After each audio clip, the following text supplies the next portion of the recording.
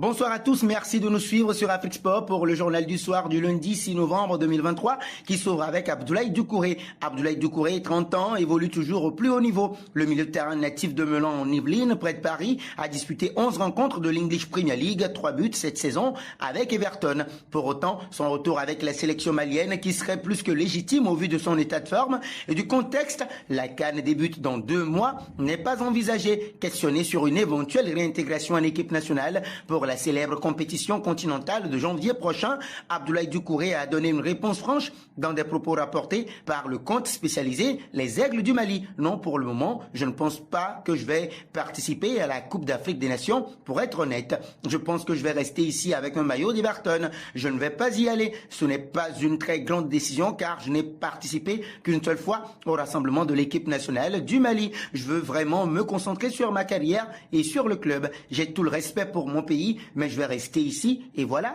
qui a le mérite d'être clair.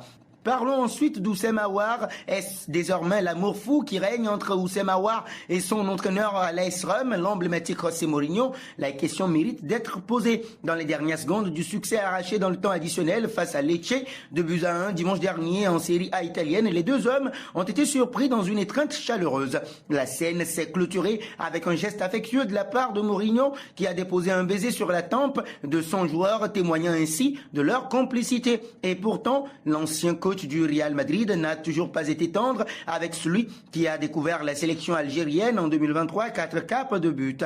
Lors des récentes rencontres, les critiques de José Mourinho à l'égard d'Oussem Aouar faisaient état d'un certain mécontentement quant à son adaptation aux exigences tactiques de l'équipe.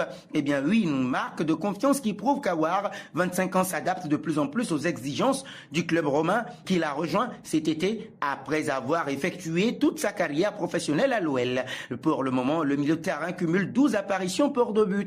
À l'approche de la CAN, Djamel Belmadi espère sans doute que ce cercle vertueux va continuer. Eh bien oui, nous continuons, nous évoquons à présent l'actualité d'Abderrazak Hamdallah. Le club saoudien d'Al-Ittihad composera sans son attaquant Abderrazak Hamdallah face à la formation irakienne d'Al-Quwa Al-Jawiya ce lundi en Ligue des champions asiatiques. La raison, une blessure de dernière minute de l'international marocain qui doit passer des examens. C'est ce qu'a annoncé le club jaune et noir dimanche soir via un communiqué faisant état du compte rendu de la séance collective sur son compte X, anciennement Twitter officiel. Cette tuile marque un coup d'arrêt pour le buteur de 32 ans qui était plutôt en forme ces dernières semaines avec la formation d'Edienne, 8 buts, 2 passes décisives en 13 apparitions. Dans le camp du joueur, on retient probablement son souffle, sachant qu'une indisponibilité longue durée pourrait compromettre un retour en sélection, voire sa participation à la CAN 2023, 13 janvier au 11 février. Dans sa dernière liste, le sélectionneur Walid Regragui avait en effet zappé Hamdallah